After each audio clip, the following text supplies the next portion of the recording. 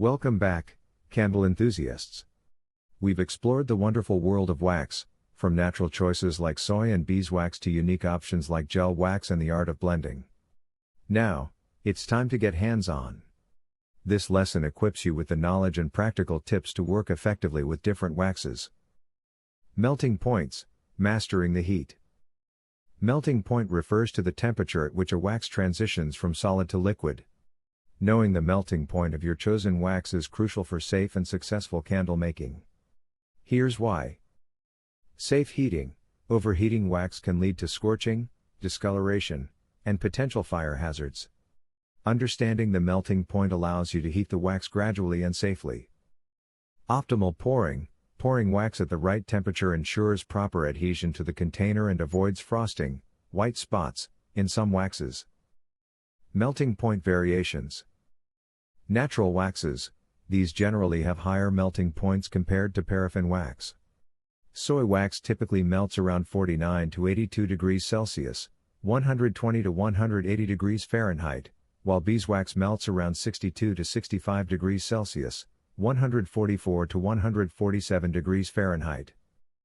Petroleum-based waxes, paraffin wax, the most common example, has a lower melting point, usually around 46 to 68 degrees Celsius, 115 to 154 degrees Fahrenheit. Blended waxes, the melting point will depend on the specific waxes used in the blend. Always refer to the manufacturer's recommendations for blended waxes. Using a thermometer, your essential tool. Investing in a reliable thermometer is vital for accurate temperature monitoring while melting wax. Here are some tips for using it effectively. Choose the right thermometer. Look for a thermometer specifically designed for candle making. These often have a wide temperature range and easy-to-read displays. Clip it on.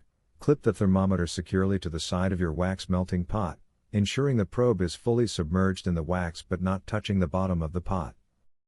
Monitor closely. Keep a close eye on the temperature as the wax heats. Remove the pot from heat once it reaches the desired pouring temperature for your chosen wax. Adding fragrance oils, sensational strategies. Fragrance oils are the magic behind a candle's beautiful scent. Here's how to incorporate them effectively with different waxes. Temperature matters. Wait for the melted wax to cool slightly before adding fragrance oil. Adding fragrance oil at too high a temperature can cause it to burn off, weakening the scent throw. Mixing magic. Gently stir the fragrance oil into the melted wax for even distribution.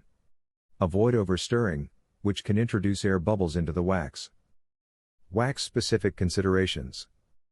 Soy wax. Soy wax may require a slightly higher fragrance oil percentage compared to paraffin wax for optimal scent throw. Beeswax. Beeswax can sometimes grab fragrance oil, reducing scent throw. Experiment with different mixing techniques or consider fragrance oils specifically designed for beeswax. Coconut wax. Coconut wax generally blends well with fragrance oils and offers excellent scent throw. Following fragrance oil recommendations. Always refer to the manufacturer's recommendations for the specific fragrance oil you're using. This will indicate the suggested usage rate for different waxes, ensuring optimal scent throw and avoiding safety concerns. Troubleshooting common challenges. Even experienced candle makers encounter occasional challenges.